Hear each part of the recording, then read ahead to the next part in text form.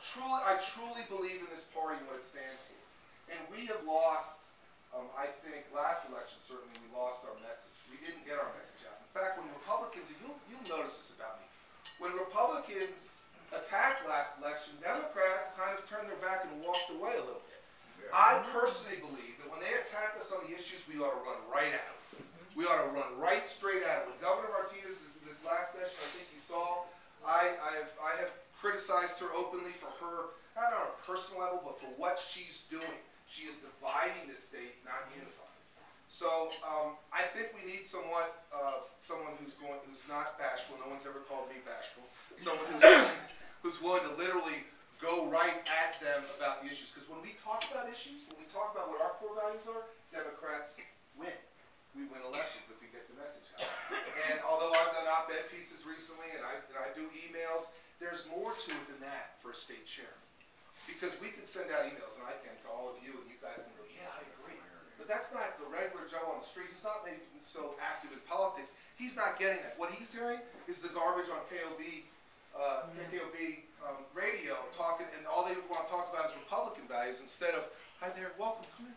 Instead of having someone challenge them. That's why even during this race, I've already been on that radio station, knowing I was going into the hornet's nest, because I think everybody needs to hear what we stand up for.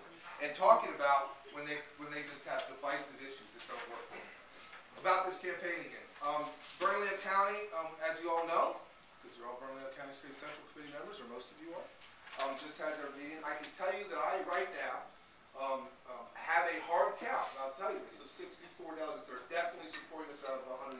That's great. 64, and I'm very proud of you. Even the more encouraging aspect of that is when I continue to call undecideds, they continue, I think, to drop our way and say, we get it, we're starting to understand it. Because we've got to energize this party, and I don't think the laid-back approach, and I'm not criticizing it directly, I'm just saying that's not what we need coming up. We've got to fight these Republicans in every race, from every county race across this state. None of them go unchallenged. Every single one of them, we try and recruit and invest in good candidates. Let me tell you about the rest of the state, if you will. I can tell you that we are doing extremely well in some of the other counties. And I don't know a county that we're doing poorly in, quite frankly. I think we are on a roll right now. It's in large part due to great help I have and a lot of word of mouth from all of you all and all your friends. But this isn't something I take for granted. There's a lot of work to do. We've got 28 days left. But this is an insider's game, isn't it, this State Central Committee? I mean, this isn't something that's everybody's getting to go out and talk about. It is folks like you who are opinion leaders within the party that make a difference. And I need each and every one of you to talk to all of your friends around the state and talk to your friends here that may be undecided, or maybe talk to some of your friends that are supporting my opponent to encourage them to take a look at this, to take a look at what's at stake. Because it is a critical time. As you all know, we have a State House of Representatives. Just the State House of Representatives, we're winning by 1 vote, 2 votes right now? What's that? Two. That's it. And we just lost 8 seats. We just lost 8 seats. And if we lose another, then this governor, really, and by the way, this governor has the opportunity, if she continues to do what she's doing, of setting us back, I think, years, as far as any type of moving this state forward. I said this, I know many of you get this. Where is the jobs ideas?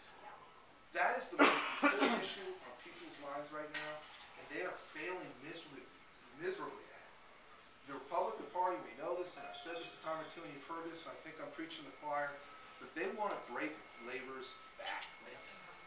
They want to give Walmart preferential treatments and not have them pay state taxes, and then they want to break labor's back. They attack this film industry not because one of them wasn't their idea. It created 12,000 jobs, but because it's organized labor in the film industry. And they see that as another target. They balance the budget on public employees' pension funds. It's just crazy stuff. So let me tell you what I envision the state party though do. And I'll sum up, and I want to answer any questions, but the state party, it's not just a coordinated campaign. But with today's abilities, knowing how people vote, knowing specifically by precinct, by block, how people vote, we know which precincts are royal blue, we know which precincts are not so blue, and we know which precincts are red. We know how they vote in every election. We know how every person, whether or not they vote and when they vote. When candidates decide they want to run for an office as a good Democrat that we want to support, the state party needs to have a package right off the bat. When Congressman Lujan comes to the 3rd Congressional District and says, I'm in town, we as a state party should go, you know what, we'd love if you could spend a little time in this precinct, right here. Let me tell you why. Because in this year, it went with us, this year it didn't, and this is some of the issues that are different between those 2 years. This is how to win this precinct. We're not doing that right now in the state party. Quite frankly, they're spending most of their time focused on trying to win this election of the state chair's race instead of attacking me a little bit, which is okay.